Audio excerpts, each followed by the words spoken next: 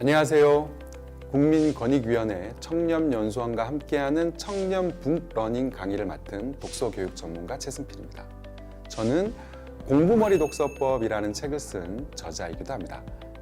제가 소개해드릴 책은 티모시의 유산입니다.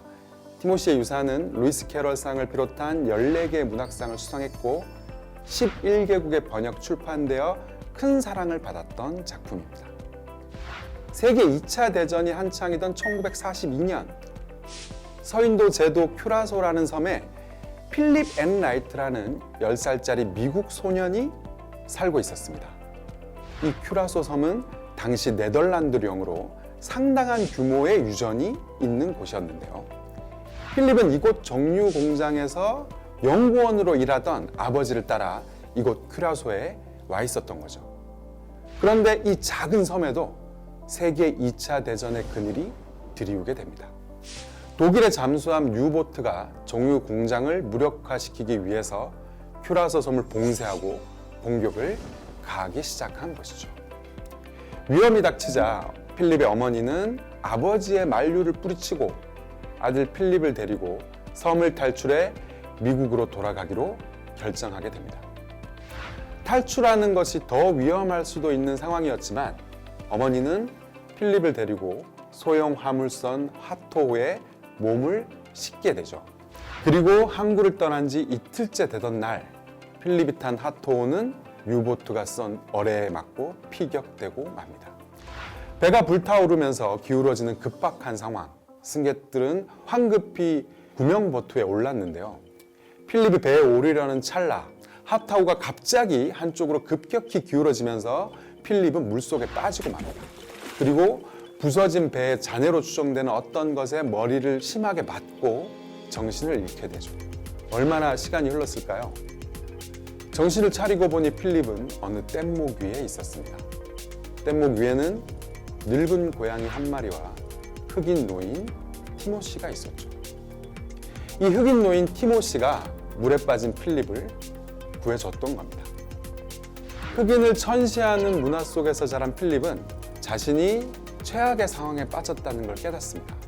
상어가 우글거리는 망망대해에 징그럽기 짝이 없는 흑인 노인과 함께 조난을 당한 거니까요. 그런데 이게 전부가 아니었습니다. 조난을 당하고 며칠 후 갑자기 필립은 시력을 잃고 맙니다. 말 그대로 눈앞이 깜깜해진 거죠. 물에 빠졌을 당시에 머리를 강타당한 것 때문에 시신경에 문제가 생긴 겁니다. 필립과 티모시는 어떻게 될까요? 그들은 과연 살아남을 수 있을까요? 이 이야기에 흥미가 가시나요? 오늘 제가 여러분께 소개해 드리려고 하는 이 티모시의 유산은 시오도어 테일러라는 작가가 쓴 동화책입니다. 이 작품은 실제로 일어났던 사건을 모티브로 한 흥미진진한 재미와 깊은 울림 그리고 깨달음을 주는 이야기죠. 아니 웬 동화? 아이들을 위한 추천책인가? 이렇게 생각하실 수도 있을 텐데요. 아닙니다. 이 책은 초등 5학년부터 성인까지 초보 독서가부터 숙련된 독서가까지 한마디로 우리 모두가 독서의 진짜 재미를 느끼면서 읽을 수 있는 우리 모두를 위한 그런 책이거든요. 우리는 흔히 어렵고 대단한 책일수록 독서 효과가 높을 것이다 이렇게 생각하는 경향이 있죠. 그런데 독자의 언어 능력에 비해서 언어 수준이 높은 책을 읽게 되면 어떻게 될까요? 글자는 읽을 수 있을지 몰라도 이해하는 데는 큰 어려움을 겪게 됩니다. 한마디로 글자를 읽기는 하지만 이해는 잘 하지 못하는 어떤 상태에 빠지게 되는 거죠. 그렇다면 독서 효과는 어떤 책을 읽었을 때 크게 나타날까요? 글을 읽고 이해하는 데 큰 고통이 따르지 않는 책, 적어도 자기 언어 능력에 맞는 책이거나 차라리 내 언어 능력보다 언어 수준이 조금 낮은 책을 읽는 게 훨씬 더 효과적입니다. 여기서 우리는 독서의 중요한 원리 한 가지를 알 수 있습니다. 대단한 독서가 따로 있는 게 아니라 독서 자체가 대단한 행위라는 사실 말이죠. 결국 어렵고 대단한 책을 읽는 게 아니라 쉽고 재미있는 책을 읽는 것이 독서의 왕도인 셈입니다. 티모시의 유산의 또 다른 장점은 이 책이 갖고 있는 정서입니다. 동화나 청소년 소설 중에는 정서적으로 그 연령대에 특화된 책들이 있습니다. 그 나이대에만 재밌게 읽을 수 있는 책들이 존재하는 거죠. 반면에 어떤 책들은 연령과 상관없이 우리 모두에게 재미와 감동을 줍니다.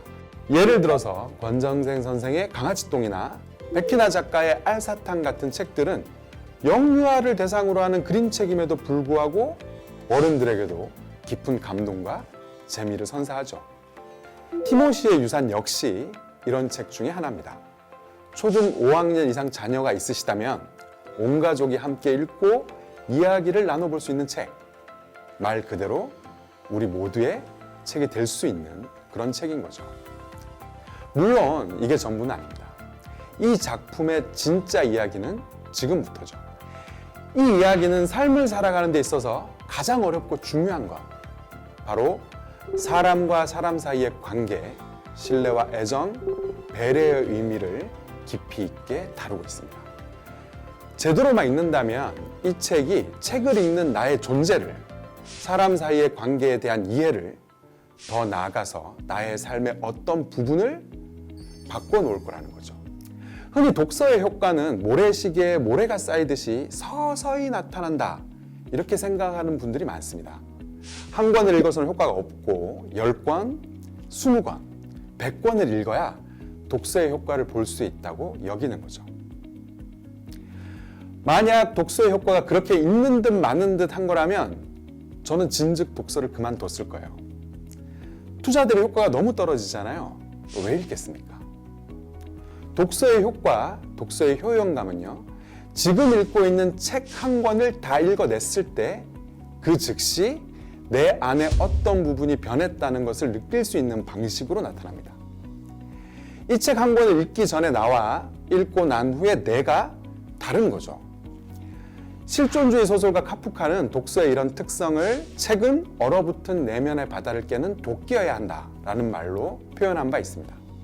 여러 권의 책을 읽어야 바뀌는 게 아니라 한 권 한 권이 역동적으로 그 즉시 독자를 바꾸는 것, 그것이 독서라는 거죠.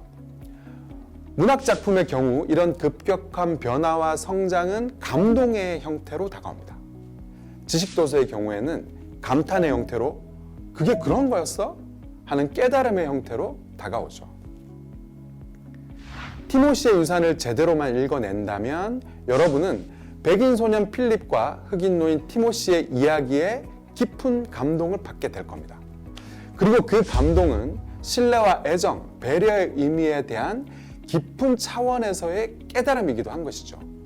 그리고 그 깨달음은 관계에 대한 나의 생각, 사람을 대하는 나의 태도를 바꾸고 내 주위 사람들의 관계를 변화시키게 될 겁니다. 티모시의 유산이 나의 얼어붙은 내면의 바다를 깨는 도끼가 되는 거죠. 이야기책 독서는요, 기본적으로 타인의 삶을 살아보는 행위입니다. 등장인물에 깊이 감정이입을 해서 진짜 그 등장인물이 될 수 있느냐? 이것이 이야기책 독서의 핵심이죠. 딱 하나만 기억하시면 됩니다. 등장인물의 감정을 충분히 이해한다, 이거죠. 이렇게 등장인물의 감정을 충분히 이해하려면 등장인물의 사소한 행동, 말 하나조차도 모두 납득을 하면서 읽어야겠죠. 예를 한번 들어볼까요? 뗏목에서 눈을 뜬 10살 필립은 이른이 훌쩍 넘은 티모시에게 턱턱 말을 놓습니다. 반면에 티모시는 어린 필립을 도련님이라고 부르면서 깍듯이 존대를 하죠. 이 사람들 왜 이러는 걸까요? 1940년대면 노예 해방이 일어난 지 한참 지났는데 말이죠. 또 말을 턱턱 놓는 필립의 감정, 또 꼬박꼬박 존대를 하는 티모시의 감정이 어떨지를 만약 나라면 하는 적극적인 자세로 이해해 봐야 합니다. 이걸 납득하지 않고 그냥 그런가 보다 하고 넘어가면 책을 제대로 읽었다고 할 수 없겠죠. 이런 것들을 이해하는 것은 그렇게 어려운 일이 아닙니다. 작가들은 작품 속 곳곳에 독자가 납득할 수 있는 단서를 남겨놓기 마련이거든요. 노예 제도는 사라졌지만 여전히 백인은 위고 흑인은 아래라는 잘못된 통념이 남아있다는 걸 우리는 이 작품을 읽으면서 충분히 알 수 있습니다. 그런데 뒤에 보면요, 이 통념에 사로잡힌 것은 필립 혼자뿐이라는 걸 알 수 있습니다. 티모시는 그런 사회 통념에 사로잡힌 어린 필립을 이해하고 배려해 준 것일 뿐이죠. 티모시는 필립 스스로 잘못된 통념을 내려놓게 만들고 진심으로 마음을 열고 애정 어린 신뢰를 쌓아갈 수 있도록 이끕니다. 티모시는 흑인이라면 경멸하고 징그러워하던, 생존하는데 도움이 되기는커녕 방해만 되는 이 어린 백인 꼬마를 어떻게 그렇게 애정 어리게 대할 수 있었을까요? 또 어떻게 그렇게 극적으로 변화시킬 수 있었을까요? 그것도 생사가 오가는 이런 극한의 상황에서 말입니다. 그냥 티모시가 착한 사람인가 보네 하고 넘어가지 말고 어떻게 그럴 수 있는지를 티모시의 입장에서 한번 잘 헤아려 보세요. 티모시의 말과 행동을 통해서 말이죠. 이렇게 작은 부분까지 충분히 감정이입을 해서 의문을 던지며 읽다 보면 우리는 티모시라는 사람을 더 깊이 이해할 수 있게 되고요. 필립의 성장과 변화도 더 깊이 이해할 수 있게 됩니다. 그 과정에서 진짜 관계를 맺는다는 것이 무엇인지, 사람에게 배려와 애정, 신뢰를 갖는다는 것이 어떤 것인지, 그런 배려와 애정, 신뢰가 얼마나 사람을 성장시키는지 가슴 깊이 느낄 수 있게 될 테니까요. 이야기책을 읽을 때는 딱 한 가지만 기억해 주세요. 등장인물의 작은 행동, 말 한마디도 소중히 여기고 깊이 이해한다는 마음으로 읽는다. 이 작은 자세의 변화가 뜻하지 않은 큰 선물로 돌아올 겁니다. 그리고 독서가 얼마나 나를 크게 성장시키는지도 그 즉시 알게 될 테고요. 혹시 필립이 그랬던 것처럼 사회적 통념으로 사랑하는 이들을 섣불리 재단하고 있지는 않나요? 배우자의 어떤 행동을 보고 무심결에 여자가, 남자가 그렇지 하고 생각하거나 자녀의 말과 행동을 보고 중2병이라서 그래, 깽에이자라서 그래 하고 넘기고 있지는 않습니까?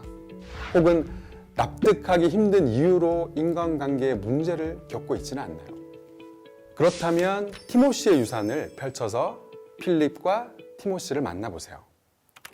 티모시와 필립의 사소한 행동 하나하나를 이해하고자 하는 자세, 우리에게 필요한 건 이거 하나뿐입니다. 그것만 있으면 나의 얼어붙은 내면의 바다 어딘가가 깨어지고 성장할 수 있습니다.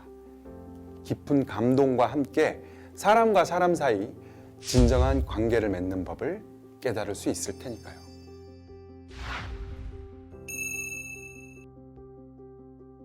저는 청렴이라는 부분은 가장 중요한, 사회를 돌아가게 하는, 또 개인적으로도 가장 중요한 지점이라고 생각해요. 이게 왜 그렇게 생각하냐 하면, 제가 예전에 위인전 같은 걸 읽다 보면 그런 생각이 드는 거예요.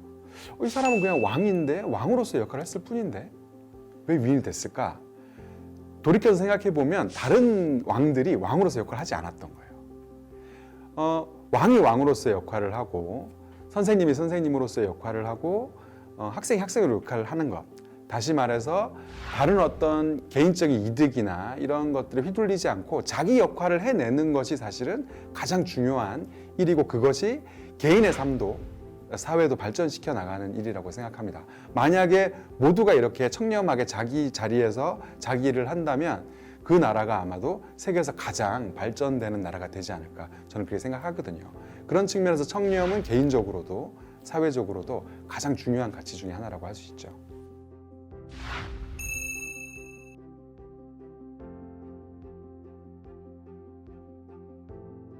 사실 독서에는 아주 다양한 스펙트럼의 효용이 있습니다. 근데 그 중에 제가 자아 강화라고 부르는, 우리가 흔히 마음의 양식이라고 부르는 그런 부분들이 있죠. 그거가 사실은 독서 효용의 전체라고 보시면 돼요. 그런데 이 이야기를 하기 이전에 지금의 학생들의 독서 교육이 필요한 이유는 이 외에 독서 교육의 효용 중에 가장 작은 부분, 그러니까 부스러기에 해당되는 부분이 있는데, 그게 글을 읽고 이해하는 언어 능력의 향상 효과예요. 요즘 스마트폰이 광범위하게 보급되고 학생들이 듣고 이해하는 방식으로 주로 공부를 하다 보니까 이 언어 능력의 하락 현상이 굉장히 심각하게 일어나고 있습니다. 이거는 뭐 우리나라뿐만 아니고 전 세계적으로 일어나고 있는 현상이거든요. 그래서 학생들이 자기 학년 교과서를 읽고 이해할 수 있는 학생들의 비율 자체가 굉장히 줄고 있어요. 그래서 학교 공부조차도 스스로 할 수 없는 상태가 되어 있는 것이죠. 그래서 어떤 책이 됐든 책을 즐겁게 몰입해서 재밌게 읽게 되면 이 언어 능력은 굉장히 가파르게, 놀라울 정도로 가파르게 올라옵니다. 그래서 이런 지점, 기본적으로 공부를 하기 위해서라도, 학교 공부를 하기 위해서라도 책을 읽는 문화, 이것을 가지는 것이 굉장히 중요하겠죠.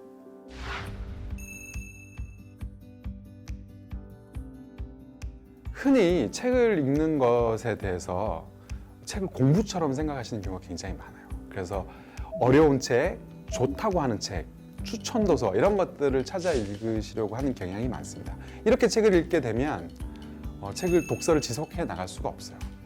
독서는 흥미와 언어 능력, 이 두 바퀴로 가는 자전거입니다. 그래서 일단 내가 읽는 책이 내 언어 수준에 맞아야 돼요. 한마디로 말해서 좀 쉽고 만만해야 됩니다. 그리고 그런 책 중에서도 내가 관심이 가는 책, 그런 책들을 찾아서 읽어야 하는 거죠. 그래서 객관적으로 좋은 책, 객관적으로 읽어야 되는 책, 이런 책이 있다라는 생각을 내려놓고 서가로 한번 걸어 들어가 보시라고 말씀드리고 싶어요.